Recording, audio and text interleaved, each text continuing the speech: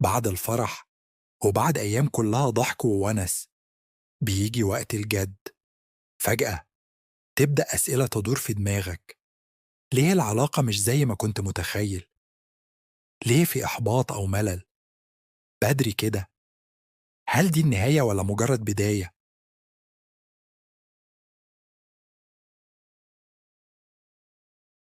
قبل ما نبتدي، متنساش اللايك والكومنت، ولو انت مش مشترك ياريت تعمل اشتراك عشان نقدر نكمل. الحياة الجنسية أكبر تحدي أول الجواز.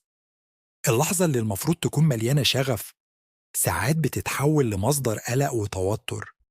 الموضوع ده من أكتر الحاجات اللي بتعمل مشاكل من أول ليلة.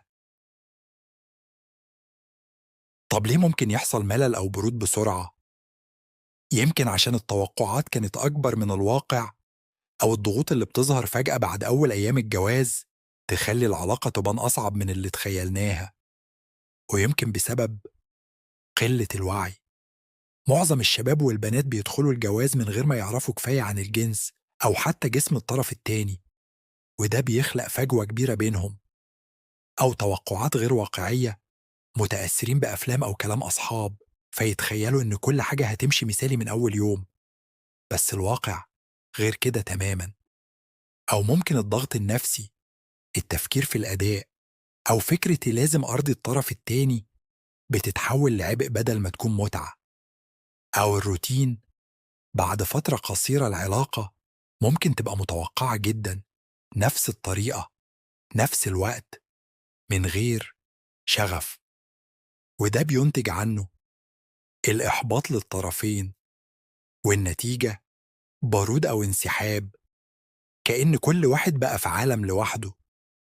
وساعات حد يدور على بديل زي الإباحية كأنها مهرب، لكنها في الحقيقة بتبعده أكتر. طب ممكن تكون إيه الحلول؟ المفتاح هو التفاهم والمصارحة. كل واحد يقول اللي بيحبه واللي مش بيحبه من غير خجل، عشان العلاقة تفضل صحية وممتعة. التجديد بيكسر الروتين، سواء بتغيير الأوقات أو حتى الطرق المختلفة. المهم العلاقة تفضل فيها حياة وحماس. التركيز على المشاعر، الجنس مش جسد وبس، ده عاطفة واحتواء.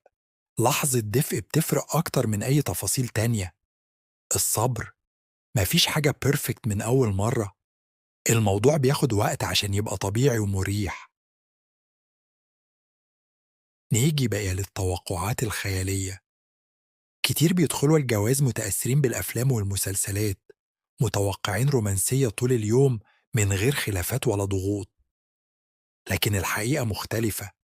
مسؤوليات الشغل، البيت، والفلوس بتنزل مرة واحدة وتكسر صورة الرومانسية اللي في الخيال. الصدمة بتحصل لما يكتشفوا إن الحياة الطبيعية مش شبه اللي في الدراما. ساعتها يبدأ الإحباط والخيبة. مشكلة قلة الكلام. كل واحد فاكر إن التاني لازم يفهمه من غير ما يتكلم، والنتيجة صمت وبعد أكتر. المشاعر اللي بتتكتم بتتراكم، ولما بتتراكم كتير مفيش غير انفجار بيكسر العلاقة. الحل ساعات بيكون أبسط مما نتخيل. كلام صريح وبسيط من غير لف ولا دوران.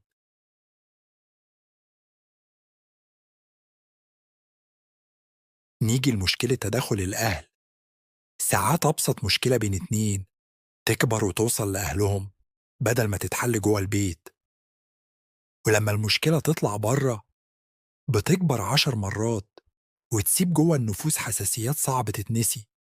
الحل الصح إن المشاكل تفضل جوه البيت بين الزوجين بس، من غير ما تتسرب لحد تاني. مشكلة الفلوس. أول الجواز مش بس فرح وشهر عسل، فيه التزامات كتير: بيت، تجهيزات، ومصاريف تضغط على الاتنين. ولو مفيش خطة مالية واضحة الخناقات المادية هتيجي بسرعة وتكبر المشاكل. نتكلم عن الاختلافات الصغيرة. حتى العادات الصغيرة ممكن تبقى سبب خناقات. تنام بدري ولا متأخر؟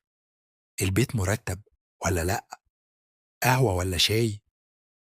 الحاجات البسيطة دي ساعات تتحول لمشاكل يومية لو ما تفهمناش عليها.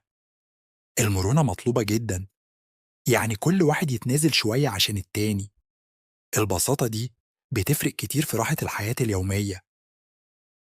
غياب الصداقة، غياب الصداقة بين الزوجين بيخلي العلاقة تقيلة، من غير ضحك، من غير مشاركة، وكأن كل واحد عايش لوحده. في ناس بتشوف الجواز مسؤولية وبس، فواتير، شغل البيت، التزامات، لكن بينسوا إنه في الأساس مشاركة وحب وصداقة.